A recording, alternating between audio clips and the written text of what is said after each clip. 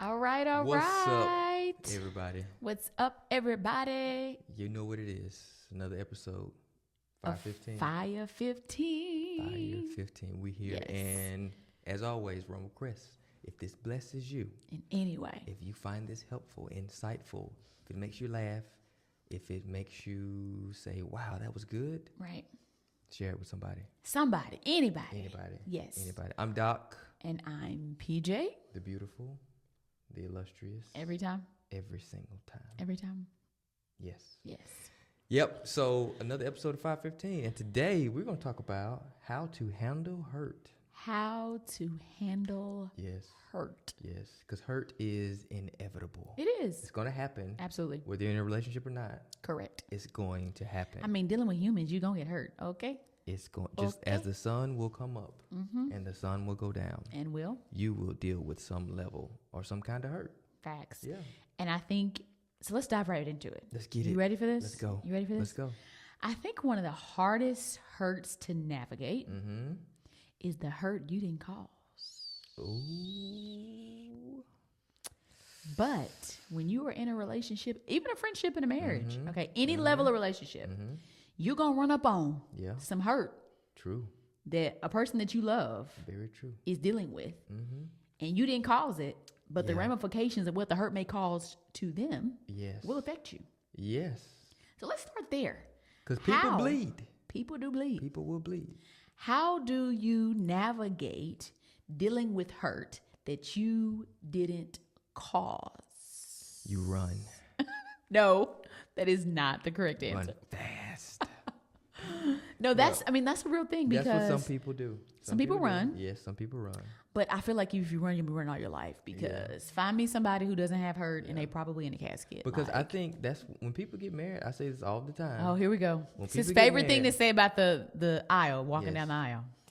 Women are walking down the aisle very slowly because they got that much baggage and hurt. Oh, they can't attached walk to any them. faster. They can't walk fast. They gotta walk slow. So much baggage is at their ankles. But the grooms, they got so much baggage and hurt. They can't even move. they standing still They at the altar. standing still. Can't. But that's it's true. that's real. It's true, That's yeah. real. And I think with handling hurt that you didn't cause, you know, you have to get outside of yourself. I agree. And I think you have to lead It's a with, sacrificial place. yeah, and you have to lead with compassion, Yes. you know, because we all have our stories. And I think leading with compassion allows you to kind of see the other person's perspective because they may be hurting from something that you have never experienced before. Correct. And if you aren't compassionate about that, then you will mismanage and mishandle that healing process. Yes. Right? So I think that the willingness to not try to fix the hurt. I need you to say that one more time. I know, right? And speak to my 2-year married self, right? We're knocking on 12 years now. So I've grown. So I'm going to need you not to hold that against But me. I'm going to need you to say it But again. not trying to fix the hurt. Yeah. Yeah. I know you didn't cause it, but sometimes you want that person, you love that person so much, you want them to be well, you want them to be better. So you try to fix this place of hurt and this place of damage, and it's not always the appropriate thing to do. Because I think it comes twofold. I think you want to fix the hurt because you want to help that person who's Yes, hurting. for sure. But I think also you want to stop the damage that it's doing to you. Sure. I mean, you want to stop the pain on both sides. You want to stop because the pain on hurt both sides. causes hurt for the person who's navigating the hurt Yes. and a person who is navigating life with the person who That is hurt, true. right? That's true. But I wonder what the healing process would look like if you were focused on that person. Now, don't let people abuse you and Right. manipulate you. But like, I'm hurt, so into- that's into just who I am. Accepting or any kind of behavior Right. because that's not okay. Yeah. I'm looking at the camera and say that's not okay. That's not okay. But yeah, you know, I think that if we have that compassion and focus on, you know, like you mentioned, not trying to fix it. That's right. That's right. And I think this is you want to create a healing environment. Yes. You know, because it's like if it's something that you didn't do to me, That's right. then you can't fix it Correct. because you didn't cause what hurt Yeah. me. And the truth of the matter is the person that hurt you didn't have the capacity to heal you. They don't at all. So it's really something that you have to decide to do an inner work in. Like Yeah. you have to decide to, but let me just say this. What's challenging is okay, I didn't cause the hurt. I'm creating this safe place, which is very important. So this safe place of time for healing. Right. I'm not trying to fix everything or tell you how you should be healed. But I think, what about the person who is inside of this hurtness who ain't trying to get healed?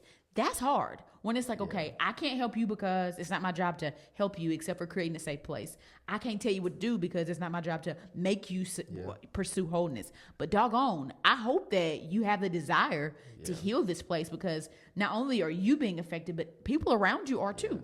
And I think a healthy, mature individual won't put a timestamp or an effort map on someone else's healing. Yeah, but I hope there's progression. You know, we would hope that there's progression. Yeah. But I don't think I'm the judge to say how somebody is progressing. No, I don't think we get to be the judge. And I think we get in a dangerous place to say, well, you're not progressing fast enough. Fair. Or you're not progressing enough to be at this stage.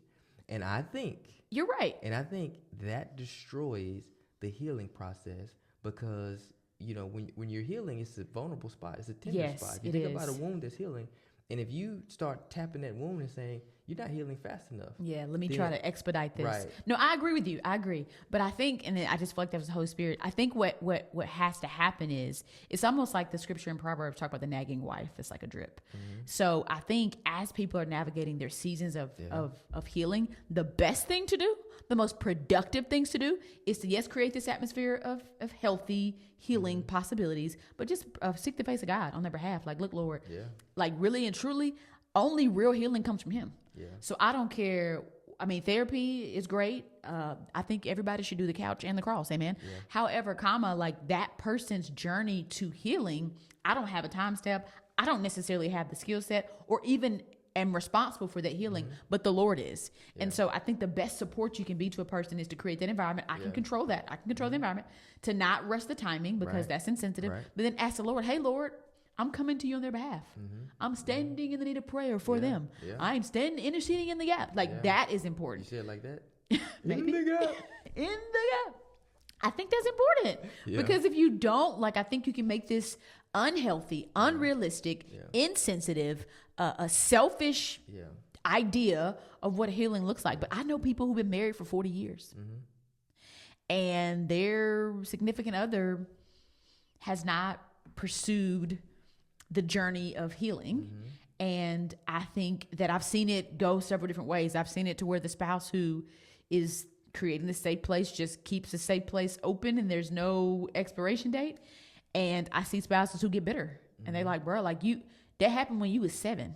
Like you still holding on to that, but it's like, who am I to judge what that looks like? But I think the beauty inside of it is, I think I'm gonna put you on the spot. You ready for this? Don't put me on the spot, girl. I think the beauty of that is when you're willing to allow your spouse to speak to the place that you were as that child or that teenager or that person, and give life and attention to that area and say, I see you, 9-year-old boy who navigated this hurt experience, and I want to just affirm you in this and allow them to, you know, come into that space with the person who is creating this safe healing place to say, like, I just want to let you, I see you. Like, I see you in that, and I want to affirm you in how you feel and just encourage you and love on you in that space. Like that is such a healing place. Because I know that you've mentioned that I've been able to do that for you, but you've done that for me. And how I didn't even realize. You think you come in marriage like ready-ish. Psych.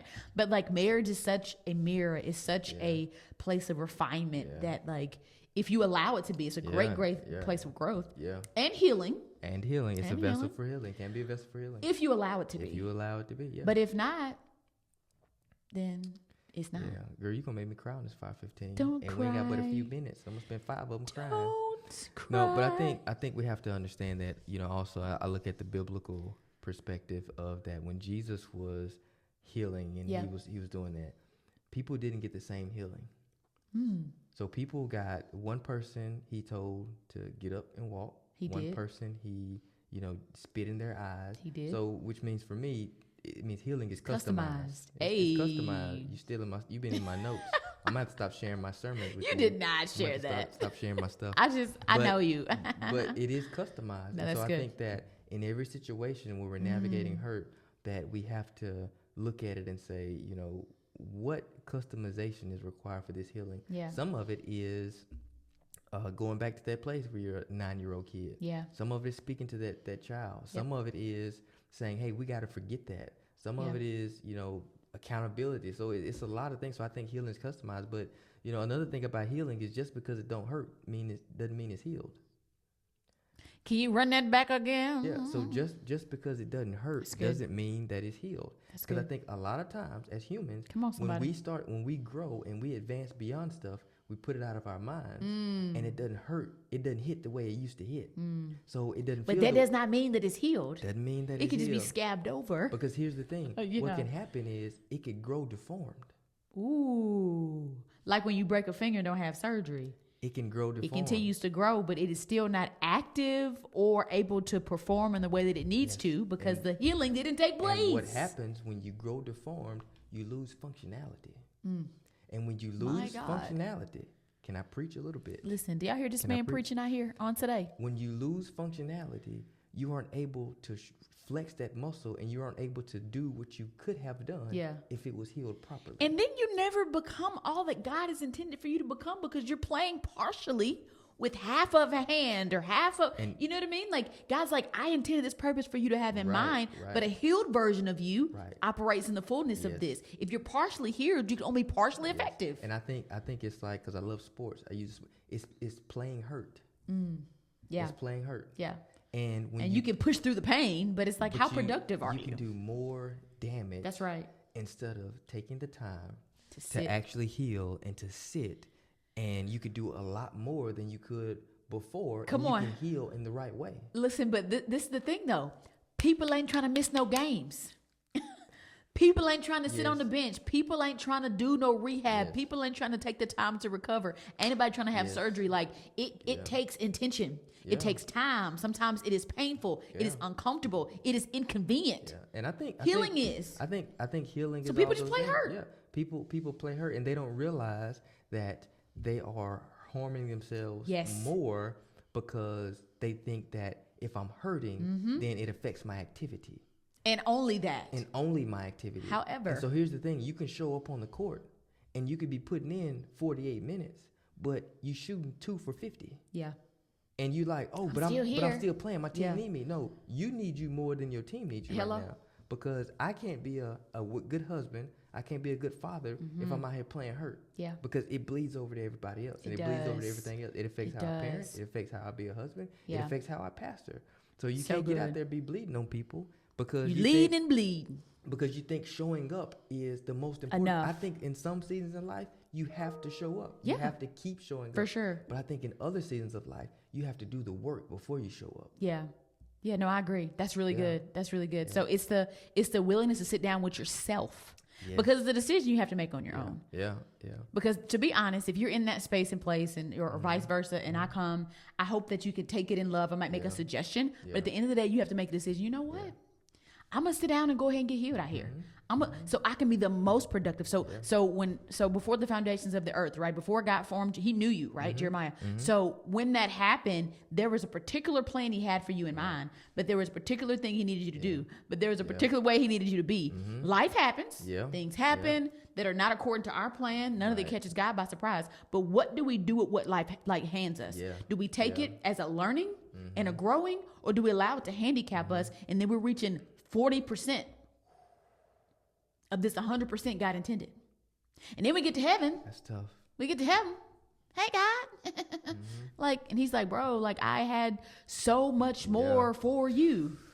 But so much more for you. But you decided that doing the work, dealing with the hurt, was too inconvenient, was too painful or uncomfortable. And now, here you are. Yeah. And you said something a second ago that I think is so important, that you were like, you don't want to face yourself.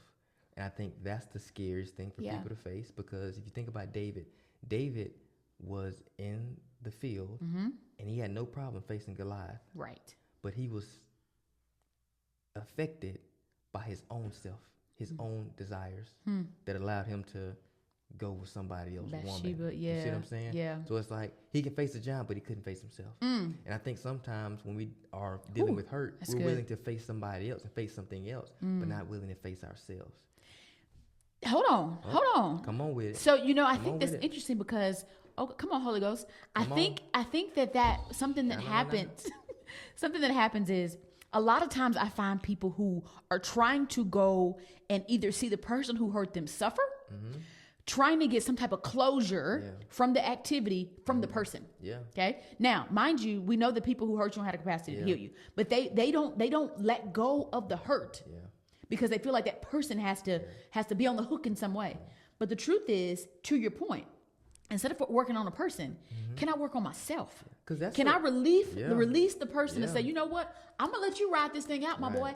I'm going to go ahead and face myself in the mirror and say, okay, self, here we are. Right. This is what we're dealing with. And now how do we heal? Nobody's wanting to do that because they want to be able to blame somebody for what happened to them. And I'm not justifying people hurting. People out here wilding. That doesn't make it okay. That doesn't make it appropriate, necessary. People out here being affected and violated in so many different ways. That's not okay. No. However, at some point it's like, I don't want to continue to sit here and allow what you did, allow the unforgiveness in my heart to grow me so bitter that I'm not productive in life. Because for unforgiveness is like drinking poison and letting somebody else die, expecting somebody else to die. But the truth is you're withering away.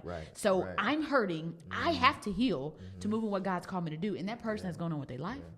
And my spouse, my family, my productivity has been impacted because of how I was hurt. You know, and I think that's so important because the only person that can truly heal you is Jesus.